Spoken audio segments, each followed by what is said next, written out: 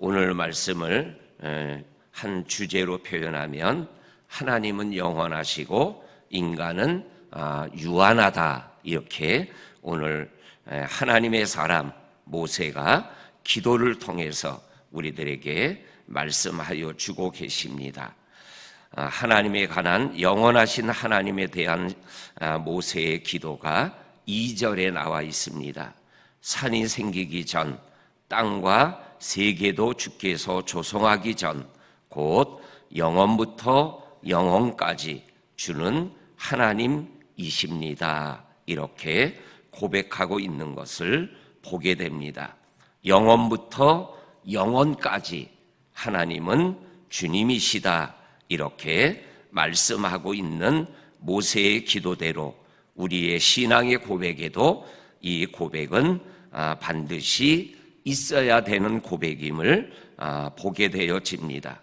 여기에 앞에 나오는 영원부터는 2절에 있는 산이 생기기 전, 땅과 세계도 주께서 조성하기 전이라는 말씀을 표현하고 있는 것이 영원부터라는 그러한 표현입니다. 그러니까는 이 세상의 모든 것들이 있기 전에 계셨던 하나님의 모습을 우리들에게 말씀하여 주고 계십니다.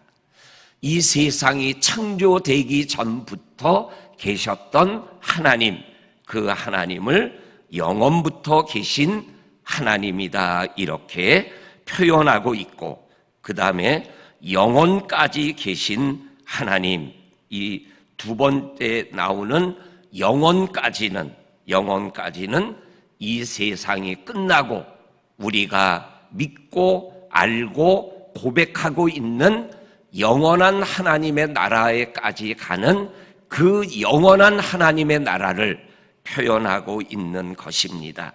그래서 영원부터 영원까지는 또 이 땅에서 저 영원한 하나님의 나라에까지라고 표현할 수도 있습니다. 우리가 믿는 하나님은 영원부터 영원까지의 하나님이시고, 우리가 살아가는 이 땅에서 우리가 갈 영원한 하나님 나라까지 하나님은 하나님이심을 모세가 고백하고 있는 이 믿음을 우리도 가져야 될 줄로 믿습니다.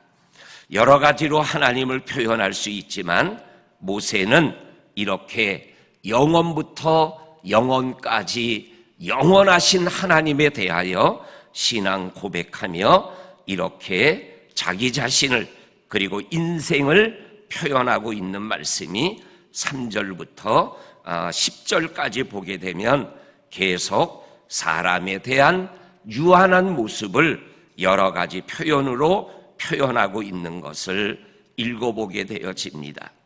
사람을 티끌로 돌아가게 하셨다. 티끌이라는 표현을 통해서 인간이 얼마나 작은 존재고 유한한 존재임을 우리들에게 말씀하여 주고 있는 것을 보게 되어집니다.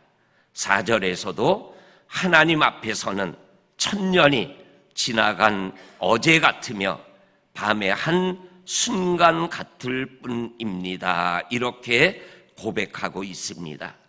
천년 하면은 우리가 계산하기 어려운 연도이잖아요. 그런데 그것이 하나님 앞에서는 뭐예요?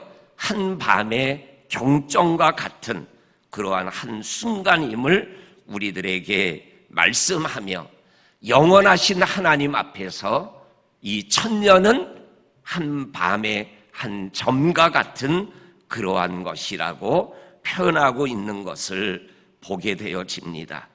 그러면서 5절에서 또 인생은 잠깐 자다가 일어나는 것 같고 아침에 돋는 풀과 같은 그것이 바로 인생이다, 이렇게 말씀하고 있으면서 푸른 아침에 꽃 피어 자라다가 저녁에는 시들어 버리는 것을 표현하면서 인생은 하루살이다, 이렇게 표현하고 있는 모세의 모습을 보여지게 됩니다.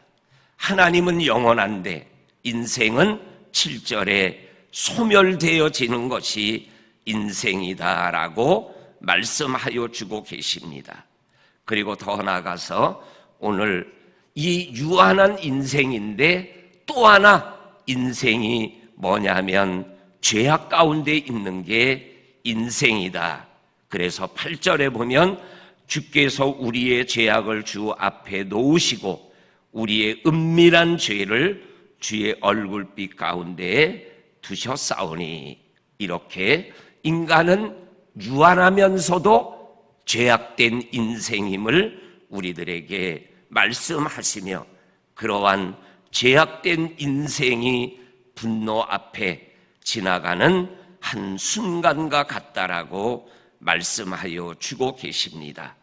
그러면서 이러한 인생을 결론적으로 표현해서 모세가 우리가 잘 아는 10절의 고백을 하게 되어집니다. 우리의 연수가 70이고 강건하면 80이라도 우리의 연수의 자랑은 수고와 슬픔뿐이니 신속히 가니 우리가 날아가나이다. 이렇게 우리의 인생을 이렇게 되돌아보며 말하고 있는 이 모세의 고백을 통해서 영원하신 하나님 앞에서 우리의 인생은 이렇게 유한한 존재임을 우리들이 고백하게 되어지면서, 이러한 유한한 존재가 영원한 하나님 앞에서 생활해 나가야 되는 모습을 오늘 12절 이후부터 말씀하여 주고 있는 말씀 중에 첫째가 12절에 나오는 우리에게 우리의 날 계수함을 가르치사 지혜로운 마음을 얻게 하옵소서. 이렇게 모세가 하나님 앞에 기도하며 우리를 깨우쳐 주고 있습니다. 우리의 날 70, 80 인생 되는 우리의 날을 우리가 생각하고 계산하고 돌아보며 살아갈 수 있는 인생이 되어야 됨을 우리들에게 말씀하여 주고 계십니다. 그러면서 우리가 우리의 이 유한한 인생을 계산할 수 있기 위해서는 오늘 12절에서 첫째는 가르침을 받아야 된다는 거예요.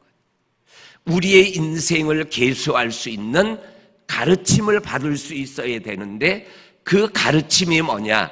우리가 지금 1절부터 10절까지 우리가 함께 나누었던 말씀의 주제, 하나님은 영원하시다, 그리고 우리는 유한하다, 이것을 우리들이 알고 깨닫고 배우며 이 유한한 인생을 영원하신 하나님 앞에서 어떻게 생활해 나갈 것인가를 우리들이 배워야 된다라는 것입니다. 그래서 우리가 잘 아는 세월을 아껴라, 때가 악하다, 이렇게 말씀하는 그 하나님의 말씀을 우리들이 기억하며 유한하고 악한 우리의 이 인생 속에서 우리가 이 인생을 어떻게 계수하며 살아갈 것인가를 영원하신 하나님으로부터 가르침을 받고 배움을 받고 우리의 인생을 살아가야 된다라고 말씀하여 주고 계십니다. 그리고 또한 계수함을 가지고 살아가기 위해서는 두 번째로는 지혜로운 마음을 얻어야 된다라고 말씀하여 주고 계십니다. 지혜의 근본이 여호와를 경외하는 것이다라고 말씀하는 잠언에 반복되는 말씀, 여호와를 경외함이 지혜의 근본이 된다. 영원하신 하나님을 아는 것이 지혜다. 그래서 하나님이 주시는 그 지혜로운 마음을 가지고 유한한 인생을 바라보게 되어질 때 우리의 인생이 찰나적이지만, 그러나 그 찰나적인 인생 속에 하나님이 부어주시는 특별한 은혜와 함께 우리가 영원하신 하나님의 생명을 가진 자로서 이 땅을 살다가 영원한 하나님의 나라에 들어가게 되어지는 것을 우리들에게 말씀하여 주고 계십니다. 그러면서 14절에 아침에 주의 인자하심이 우리를 만족하게 하사 우리를 일생 동안 즐겁고 기쁘게 하소서. 이 아침에 하나님의 인자하심을 구하는 우리의 믿음의 삶을 통해서 이 찰나적이고 유한한 인생, 정말로 하나님 앞에 진노와 분노를 받을 수밖에 없는 죄악된 인생이지만 하나님이 이러한 우리에게 인자와 자비를 긍휼히 불쌍히 여겨주심으로 인하여 우리의 인생이 하나님 앞에서 기쁨을 맛보고 즐거움을 맛보는 우리가 될 수 있음을 우리에게 말씀하여 주고 계십니다. 그러면서 15절에서도 우리의 괴롭게 하신 날수대로와 우리가 화를 당한 연수대로 우리를 기쁘게 하실 수 있는 하나님 앞에 우리의 삶을 올려드리는 그러한 삶을 오늘도 살아가기 위하여 이 새벽을 깨우는 성도들의 오늘을 하나님이 지키시고 또한 일생 동안 지켜주시고 기쁘게 인도하실 그 하나님을 붙잡는 이 새벽 될 수 있기를 주의 이름으로 간절히 축원합니다. 아멘. 하나님 아버지 감사합니다. 하나님께서 우리의 날을 계수할 수 있는 가르침과 지혜로움을 우리에게 허락하여 주셔서 하나님의 믿음의 길을 걸어가는데 지치지 않게 하시고 하나님의 은혜를 누리는 저와 성도님들의 하룻길이 되게 하여 주옵소서. 영원하신 하나님을 바라보며 유한한 우리의 인생을 주님께 의탁하며 하룻길을 걸어가는 우리들 모두가 되게 하여 주옵소서. 이 날이 하나님이 함께 하시는 복된 날이 되게 하여 주시고 오늘도 우리의 기도를 응답하시는 좋으신 하나님께 기도하는 우리의 기도를 들어 주시옵소서. 예수님의 이름으로 기도하옵나이다. 아멘.